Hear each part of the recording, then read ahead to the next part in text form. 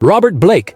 Bonnie Lee Beckley, 2001. Na noite de 4 de maio de 2001, Bonnie Lee Beckley estava sentada sozinha no Dodge Stealth preto de 1991 de seu marido, Robert Blake, do lado de fora do restaurante Vitello's, em Studio City, Califórnia. Momentos antes, Blake a havia acompanhado até o carro, afirmou que tinha esquecido seu revólver dentro do restaurante e se afastou. Quando voltou, Beckley tinha sido baleada 2 vezes, uma na bochecha e outra na cabeça através da janela do lado do passageiro. Nenhuma testemunha viu o atirador. Detetives encontraram a bereta registrada de Blake dentro do restaurante, mas testes balísticos mostraram que uma arma diferente de calibre 38 tinha sido usada. Nos 10 meses seguintes, os investigadores juntaram evidências circunstanciais, retiradas de dinheiro, supostos encontros com assassinos de aluguel e o tumultuado histórico de relacionamentos de Beckley. Em abril de 2002, Blake foi preso por assassinato. Seu antigo guarda-costas, Earl Caldwell, foi acusado como cúmplice. Os promotores disseram que Blake tentou contratar 2 dublês para matar Beckley, mas realizou o tiroteio ele mesmo quando eles recusaram.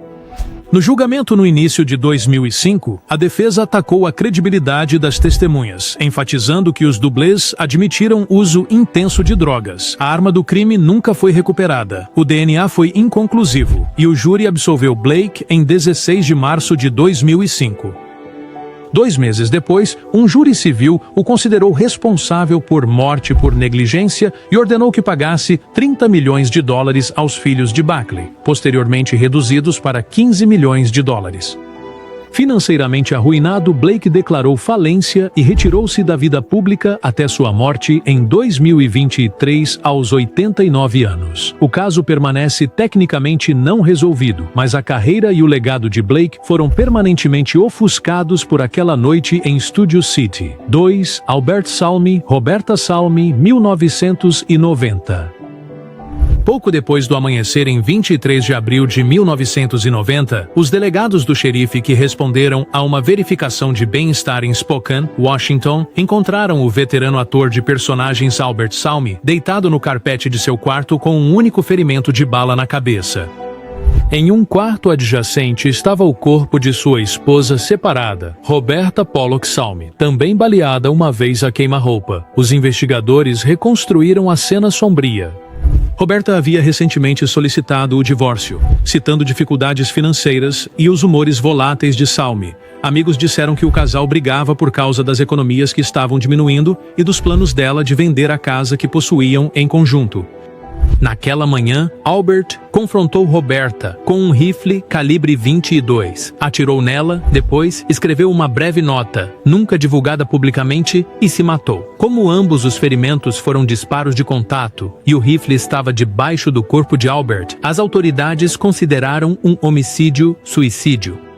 Relatórios de autópsia mostraram que não havia drogas ou álcool em nenhuma das vítimas. A notícia chocou os colegas de Salmi, que o conheciam por papéis em Gunsmoke, The Twilight Zone e Buzz Stop da Broadway. Nos meses que se seguiram, o Tribunal de Sucessões avaliou seu patrimônio em menos de $40 mil.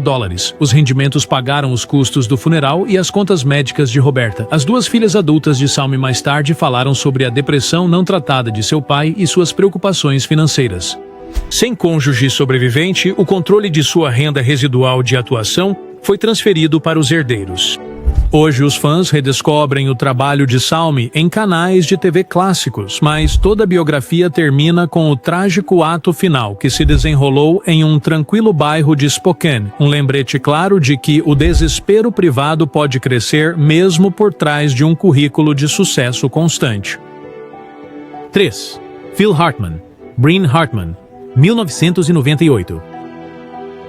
Nas primeiras horas do dia 28 de maio de 1998, a tranquilidade de Encino, Califórnia, foi abalada por 2 tiros dentro do quarto do comediante Phil Hartman. Sua esposa, Bryn Omdahl Hartman, havia voltado para casa após jantar e beber com um amigo, ingeriu cocaína, álcool e o antidepressivo Zoloft, e então pegou o revólver Charter Arms 38 de Phil de uma mesa de cabeceira. Ela atirou nele uma vez no lado direito, uma vez no pescoço, matando-o quase instantaneamente. Bryn então dirigiu até a casa do produtor Ron Douglas, confessou: e voltou com ele para a casa. Enquanto Douglas discava 911 e conduzia as duas crianças dos Hartman para fora do corredor, Bryn trancou-se no quarto e disparou um tiro final na própria cabeça. A polícia chegou em poucos minutos, mas só pôde confirmar que ambos estavam mortos. A toxicologia revelou posteriormente que o nível de álcool no sangue de Bryn era de 0,12% e havia vestígios de cocaína e sertralina. Amigos testemunharam que o casamento, embora aparentemente amoroso, era tenso devido à insegurança de Bryn em relação à crescente fama de Phil no Saturday Night Live, The Simpsons e News Radio.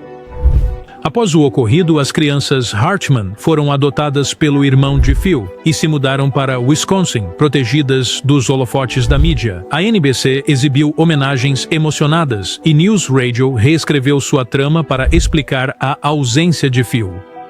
O fabricante do Zoloft, Pfizer, fez um acordo silencioso após a família de Bryn entrar com uma ação por morte por negligência, alegando que o medicamento contribuiu para sua violência. Os termos permanecem selados. 27 anos depois, os fãs lembram-se das dezenas de vozes de Phil Hartman, mas a violência abrupta que terminou sua vida serve como um alerta sobre o abuso de substâncias e doenças mentais não tratadas. 4. Stephanie Mosley e Earl Hayes, 2014.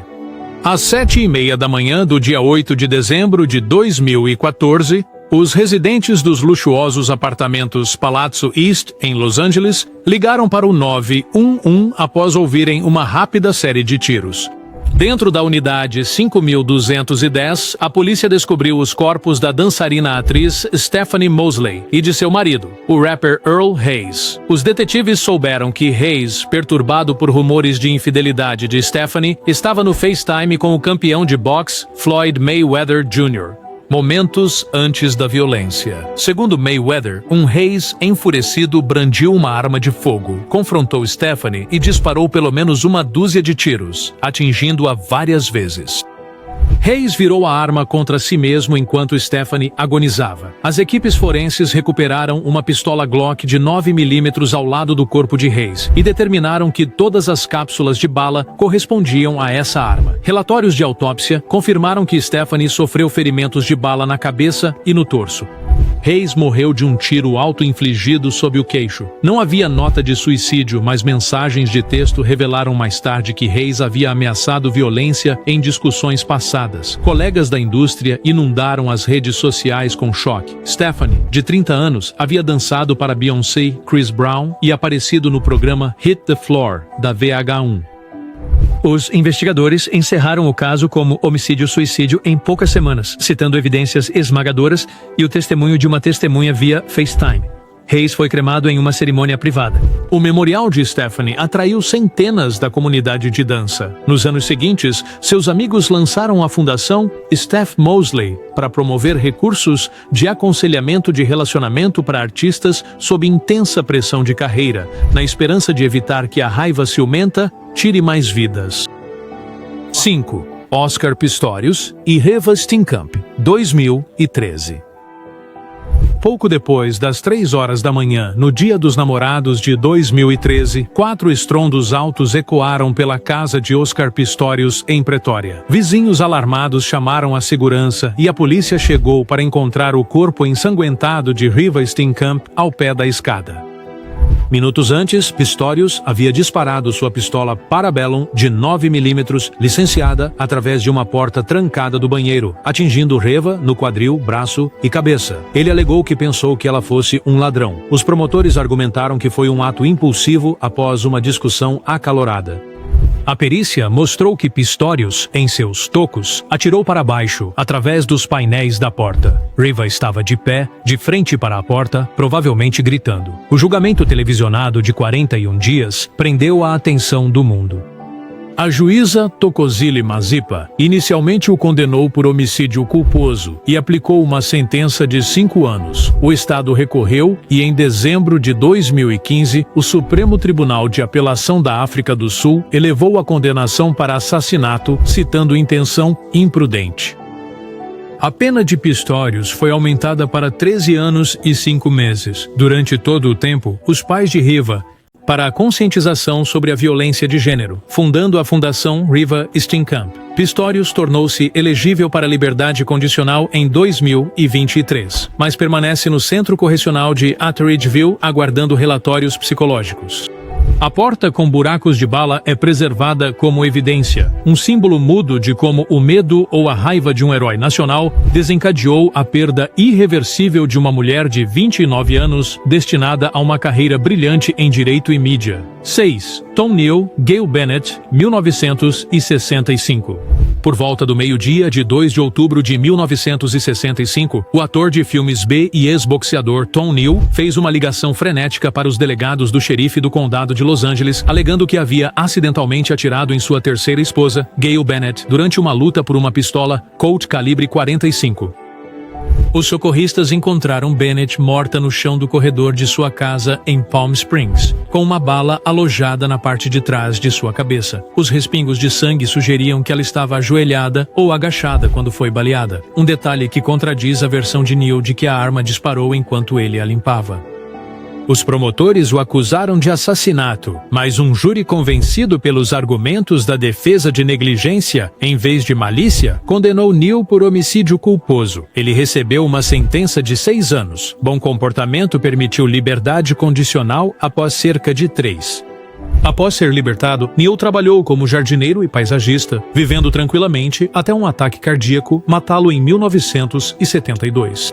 Hollywood, em grande parte, apagou seu nome, mas os entusiastas do filme noir ainda debatem se a justiça foi feita ou se uma celebridade recebeu clemência. A propriedade onde Gail morreu foi posteriormente demolida, não deixando nenhum lembrete físico da tragédia. Apenas transcrições de tribunal arquivadas detalhando um casamento atormentado por ciúmes, desventuras e o temperamento infame de Tom Neal, que uma vez o levou a agredir o ator Francio Toni em uma briga de triângulo amoroso em 1951. 7. Michael Jace, April Jace, 2014. Às 8h30 da noite, no dia 19 de maio de 2014, vizinhos no distrito de Hyde Park, em Los Angeles, ouviram tiros seguidos por gritos de crianças vindos da casa do ator Michael Jace. Dentro, April Jace, uma atleta de nível de mestrado e mãe de 2 filhos, estava deitada no chão com 3 ferimentos de bala, 2 nas pernas, 1 nas costas. Michael ligou para o 911 em poucos minutos confessando: "Eu atirei na minha esposa." Os policiais que responderam à chamada o prenderam sem resistência. Os investigadores descobriram que o casal discutia sobre finanças e as suspeitas de Michael em relação às amizades de April. A balística combinou com sua pistola Smith & Wesson .40 e os detetives recuperaram mensagens mostrando Michael ameaçando machucar April onde ela me machucou.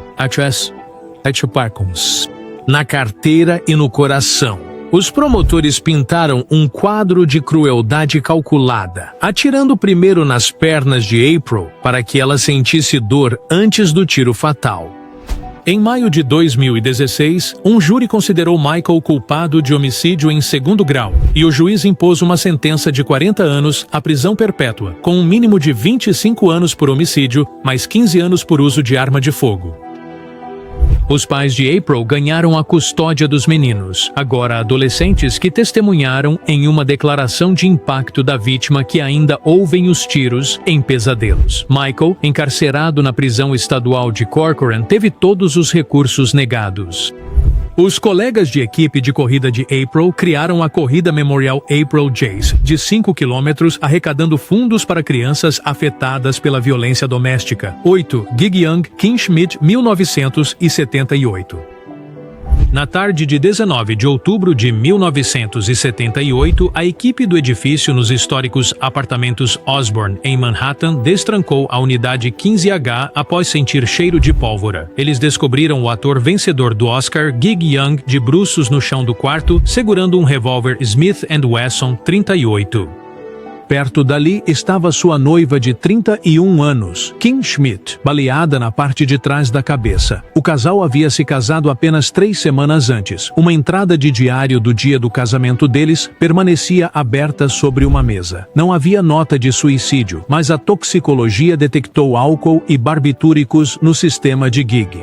Investigadores encontraram contas não pagas, um piloto de TV cancelado e documentos médicos. Depressão crônica e dependência de álcool que remontam a 2 décadas. Amigos relataram que Young temia a falência, apesar do sucesso passado em They Shoot Horses, Don't They? Sem evidências de terceiros, o NYPD considerou o caso um homicídio-suicídio. A família de Kim processou o espólio de Young, mas recuperou pouco. O inventário avaliou-o em menos de $200 mil, principalmente a estatueta do Oscar, que acabou passando para a filha de Young após disputas legais. A academia agora guarda o prêmio em seus arquivos, um símbolo agridoce de talento ofuscado pela tragédia. Einar. Historiadores de Hollywood citam o caso ao discutir a negligência da saúde mental entre estrelas de meados do século. 9. Russell Neal, Catherine Martinez, 2014. No dia 2 de julho de 2014, o cantor de R&B Russell Neal entrou em uma delegacia do xerife do condado de Harris e anunciou calmamente: "Preciso de um advogado. Minha esposa está morta." Os policiais correram para a casa do casal em Houston, encontrando a modelo fitness de 24 anos, Catherine Martinez, no chão da sala, esfaqueada várias vezes e golpeada com um haltere. Seus 2 filhos pequenos estavam ilesos no andar de cima. Os peritos forenses identificaram mais de 40 feridas por objeto cortante. Neal invocou seu direito ao silêncio. Detetives descobriram um histórico de denúncias de violência doméstica que Catherine havia registrado, mas depois retirou. Acusado de homicídio em primeiro grau, Neal foi considerado incompetente em 2017 após psiquiatras o diagnosticarem com transtorno delirante. Ele foi internado em um hospital estadual de segurança máxima para tratamento. Revisões anuais, repetidamente, o consideraram mentalmente incapaz de ser julgado, o que significa que o caso permanece em limbo legal. A família de Catherine cria seus filhos e faz campanha por intervenções mais rigorosas em saúde mental quando parceiros exibem comportamento violento. O antigo grupo de Neal, High Five, distanciou-se, e os royalties de seus sucessos dos anos 1990 estão agora em custódia aguardando litígio civil. O sobrado foi vendido em leilão.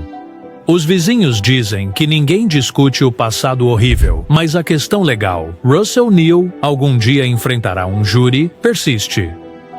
10. Chris Benoit, Nancy e Daniel, 2007. Entre 22 de junho e 24 de junho de 2007, a estrela da World Wrestling Entertainment, Chris Benoit, terminou meticulosamente as vidas de sua esposa, Nancy, e de seu filho de 7 anos, Daniel, dentro de sua casa em Fayetteville, Geórgia.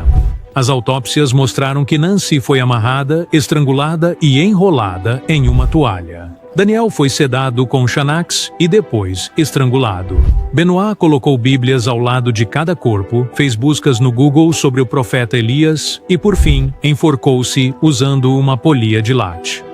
Um intervalo de 3 dias entre as mortes permitiu que Benoit enviasse mensagens enigmáticas para colegas. Meu endereço físico é 130 Green Meadow Lane. Quando a polícia realizou a verificação de bem-estar, eles descobriram o horror. A toxicologia revelou testosterona elevada, mas sem esteroides. Estudos posteriores do cérebro de Benoit na Universidade da Virgínia Ocidental mostraram encefalopatia traumática crônica severa, CTE, semelhante à de um paciente de Alzheimer de 85 anos. A WWE cancelou imediatamente os eventos ao vivo, apagou o nome de Benoit das transmissões e implementou protocolos de concussão. A família de Nancy processou a empresa, mas chegou a um acordo confidencial. A escola de Daniel dedicou um playground em sua homenagem. Os antigos colegas de Benoit ainda debatem se o trauma repetitivo na cabeça, substâncias anabólicas ou depressão oculta desencadearam a violência, mas seu legado outrora celebrado permanece permanentemente manchado. 11. OJ. Simpson, Nicole e Ron, 1994. Às 12h10 da manhã do dia 13 de junho de 1994, pessoas passeando com cães descobriram Nicole Brown Simpson e o garçom Ron Goldman esfaqueados até a morte do lado de fora do condomínio de Nicole em Brentwood.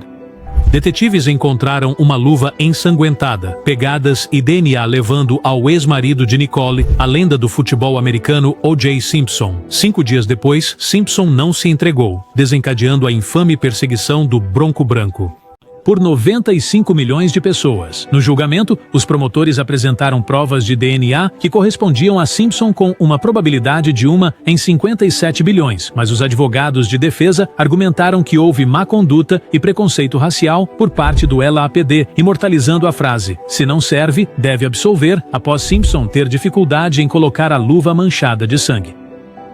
Em 3 de outubro de 1995, o júri retornou um veredito de inocente. Em 1997, um júri civil considerou Simpson responsável por mortes indevidas, concedendo 33 milhões e 500 mil dólares às famílias das vítimas. Apenas uma fração foi paga. Simpson mudou-se para a Flórida, protegido pelas leis de propriedade. Depois cumpriu 9 anos por roubo à mão armada em Nevada, antes de ser libertado em liberdade condicional em 2017. Ele continua sendo uma figura divisiva, dando entrevistas ocasionais enquanto posta selfies jogando golfe. O condomínio em Brentwood tem novos moradores, mas turistas ainda param do lado de fora, refletindo sobre um caso que reformulou como a América vê a justiça de celebridades e o DNA forense. 12. Sid Vicious, Nancy Spungen, 1978.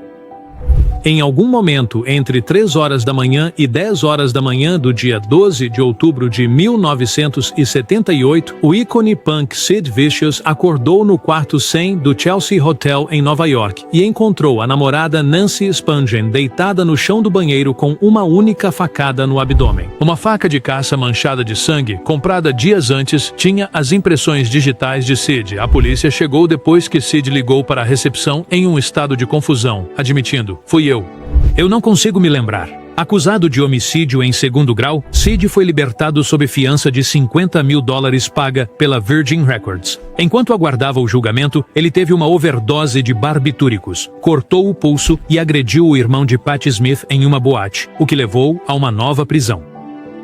Em 1º de fevereiro de 1979, 4 meses após a morte de Nancy, a mãe de Sid forneceu-lhe heroína para celebrar sua libertação sob fiança. Ele morreu naquela noite de overdose. O caso de assassinato foi encerrado sem solução. Teorias da conspiração afirmam que um traficante de drogas ou um punk rival matou Nancy, mas nenhuma evidência surgiu. O quarto de Hotel Chelsea tornou-se folclore punk, inspirando livros e o filme Sid and Nancy. A mãe de Nancy fundou a organização Famílias de Vítimas de Assassinato. A breve e caótica vida de Sid é frequentemente citada em programas de conscientização sobre dependência, ilustrando como o abuso de substâncias corrói a memória, o julgamento e, em última análise, a responsabilidade. 13. Claudine Longet, Spider Sabic, 1976. Em 21 de março de 1976, o esquiador olímpico Vladimir Spider Sabic estava sangrando no chão do banheiro de seu chalé em Aspen. Uma pistola Ivy Johnson calibre 22 disparou em seu abdômen a uma distância de cerca de 1 metro. Sua namorada, a cantora franco-americana Claudine Longet, o segurou enquanto ele sussurrava "Eu te amo" com seus últimos suspiros. A polícia notou declarações inconsistentes. Longet afirmou que a arma disparou enquanto Spider demonstrava seu funcionamento, mas ela tinha marcas de pólvora nas mãos e não havia buraco de saída de bala onde ela disse que ele estava. Os investigadores manusearam mal evidências-chave, apreendendo a amostra de sangue e o diário de Longet sem mandados, tornando-os inadmissíveis. A toxicologia posteriormente indicou que Longet tinha cocaína em seu sistema. No julgamento, os promotores, sem as referências do diário a desentendimentos recentes no relacionamento, buscaram homicídio culposo em vez de assassinato. Um júri a condenou, multando-a em $250 e sentenciando-a a 30 dias de prisão, cumpridos nos fins de semana, para que pudesse cuidar de seus 3 filhos. A indignação pública cresceu quando Longet viajou de férias com seu advogado de defesa, Ron Austin, mais tarde seu marido, durante os intervalos da sentença. A família de Spider entrou com uma ação civil, resolvida confidencialmente sob a condição de que Longet nunca discutisse o tiroteio. Ela vive de forma privada em Aspen desde então, raramente aparecendo em público, enquanto o legado de Spider sobrevive na tradição das corridas de esqui e em uma corrida memorial chamada Spider's Spur. 14. Jovan Belcher, Cassandra Perkins, 2012. Às 8 da manhã do dia 1º de dezembro de 2012, o linebacker do Kansas City Chiefs, Jovan Belcher, atirou fatalmente em sua namorada, Cassandra Perkins, 9 vezes no quarto deles enquanto a filha de 3 meses dormia perto, e a mãe visitante de Belcher assistia horrorizada. Belcher beijou o bebê, pediu desculpas à mãe e acelerou para a instalação de treinos dos Chiefs. No estacionamento, ele confrontou o treinador principal, Romeo Crennel, e o gerente-geral, Scott Pioli. Agradeceu-lhes pelo apoio, ajoelhou-se ao lado de seu Bentley e atirou na própria cabeça. Quando a polícia chegou, o nível de álcool no sangue de Belcher registrou 17%, e a autópsia posteriormente mostrou estágio inicial de CTE. Relatórios revelaram que o casal discutiu sobre as festas noturnas de Belcher e a suposta infidelidade horas antes do tiroteio. A NFL prosseguiu com o jogo Chiefs-Panthers no dia seguinte após um momento de silêncio para as vítimas de violência doméstica, gerando debate sobre as prioridades da liga. A família de Perkins assumiu a custódia de Zoe Belcher, recebendo $1 milhão em benefícios de seguro de vida da NFL. Extensos processos judiciais por parte de parentes levaram a um acordo em 2015 reconhecendo a probabilidade de lesão cerebral. A vaga de estacionamento da instalação de treino permanece sem marcação. A tragédia acelerou o foco da NFL na saúde mental, aconselhamento de jogadores e campanhas contra a violência doméstica. 15. Ray Caruth, Shericka Adams, 1999. Às 12h35 da manhã do dia 16 de novembro de 1999, a corretora de imóveis Shericka Adams fez uma chamada frenética para o 911 após ser baleada 4 vezes enquanto dirigia em South Charlotte, Carolina do Norte. Ela identificou o carro que a bloqueou como pertencente ao seu namorado, o wide receiver do Carolina Panthers, Ray Caruth. Os investigadores determinaram que Caruth havia conspirado com o gerente de boate Van Brett Watkins e 2 cúmplices para matar Adams e evitar pagamentos de pensão alimentícia para seu filho ainda não nascido. Adams deu à luz o bebê, Chancellor Lee Adams, por meio de uma cesariana de emergência antes de morrer 1 mês depois. Chancellor sofreu paralisia cerebral devido à falta de oxigênio.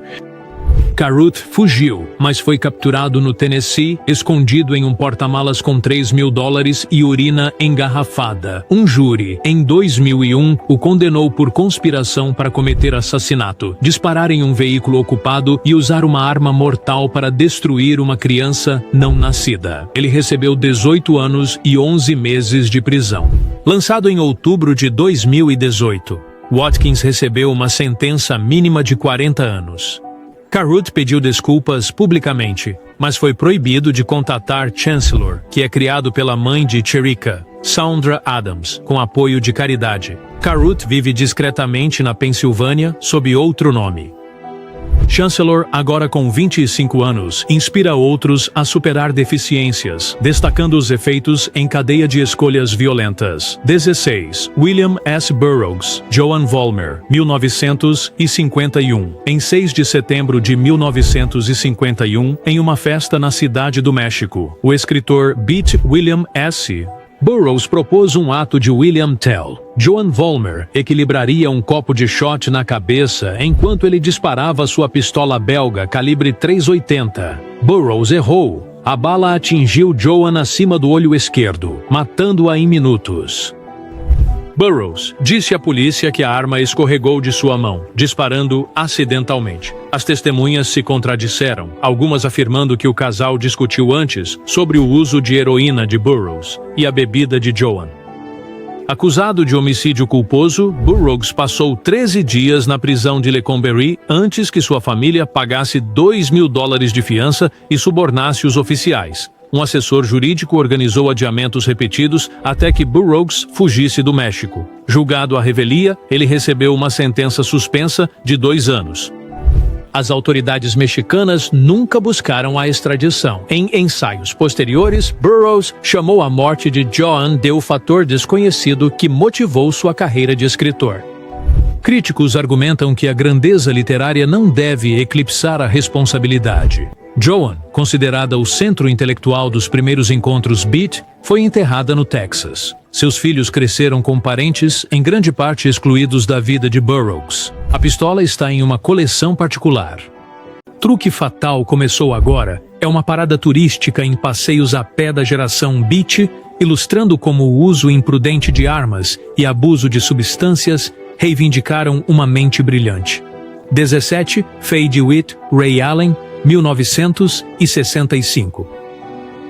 Na noite tempestuosa de 8 de julho de 1965, a atriz da Broadway Faye DeWitt ouviu o vidro quebrar quando seu ex-marido embriagado, o dramaturgo Ray Allen, arrombou a janela do apartamento dela em Los Angeles, furioso com o recente divórcio deles. Pegando o objeto mais próximo, um abridor de cartas decorativo, DeWitt o avisou para ir embora.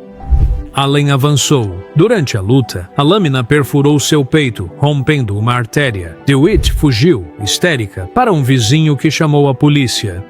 Os policiais chegaram e encontraram Allen morto. O abridor de cartas ainda estava cravado. Os promotores inicialmente acusaram DeWitt de homicídio em segundo grau, mas analistas forenses confirmaram ferimentos defensivos em seus braços e nenhuma presença de álcool em seu sangue, em contraste com o teor alcoólico de 0,28% de Allen. O testemunho de testemunhas sobre seu histórico de violência mudou a narrativa. Em 3 semanas, o promotor público retirou todas as acusações, classificando o assassinato como legítima defesa. DeWitt voltou ao trabalho no palco, mas os produtores às vezes a colocavam na lista negra, temendo má publicidade. Mais tarde, ela fez turnês em teatros regionais sob o nome de Casada, raramente concedendo entrevistas. O prédio do apartamento foi renovado. A unidade de DeWitt tornou-se uma lavanderia, mas os vizinhos preservam a história da noite em que uma atriz pequena lutou por sua vida e reformulou o discurso da Califórnia sobre o direito das mulheres à autodefesa. 18. Bertrand Cantat, Marie Trintignant, 2003. Em um quarto de hotel em Vilnius, no dia 26 de julho de 2003, o cantor de rock francês Bertrand Cantat socou a atriz Marie Trintignant pelo menos 4 vezes durante uma briga por ciúmes, causando inchaço cerebral irreversível. Em vez de chamar uma ambulância, Cantat a deixou inconsciente por horas antes de pedir ajuda.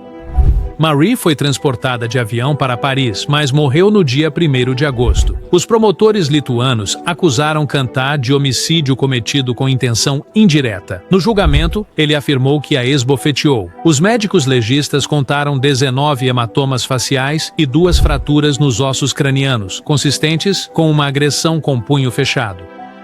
Condenado em março de 2004, ele recebeu 8 anos, o máximo segundo a lei lituana, mas cumpriu apenas 4 na França devido à liberdade condicional por bom comportamento. Houve uma reação pública quando ele tentou um retorno musical em 2010. Protestos levaram festivais a cancelar aparições. Em 2010, a ex-esposa de Cantat, Christina Rade, morreu por suicídio. Os pais dela culparam anos de abuso psicológico. A mãe de Marie, a atriz Nadine Trintignant, faz campanha por penas mais severas para a violência doméstica, citando a sentença branda de Cantat. O hotel destruiu o quarto e renumerou os andares, tentando apagar a memória. Ainda assim, a mídia francesa revisita o caso anualmente, perguntando quantos golpes equivalem a assassinato e se o privilégio da celebridade influenciou a liberação antecipada. Essas narrativas revelam uma verdade crua. A violência dentro dos relacionamentos devasta famílias, carreiras e comunidades. Não importa quão famosas sejam as pessoas. Se a raiva, o ciúme ou o medo parecerem fora de controle, peça ajuda. Ligue para um amigo, um conselheiro ou serviços de emergência antes que uma decisão impulsiva destrua várias vidas.